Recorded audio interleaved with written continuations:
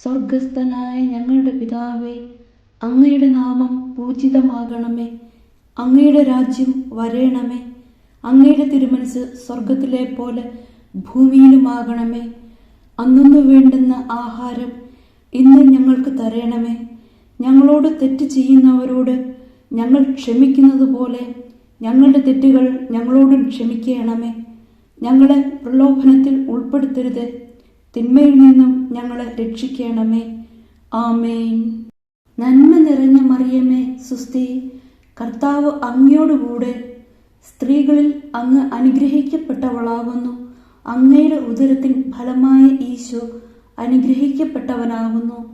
പരിശുദ്ധ മറിയമേ, തമ്പുരാന്റെ അമ്മേ, പാപികളായ ഞങ്ങൾക്ക് വേണ്ടി ഇപ്പോഴും ഞങ്ങളുടെ മരണസമയത്തും തമ്പുരാനോട് അപേക്ഷിക്കണമേ. ആമേൻ.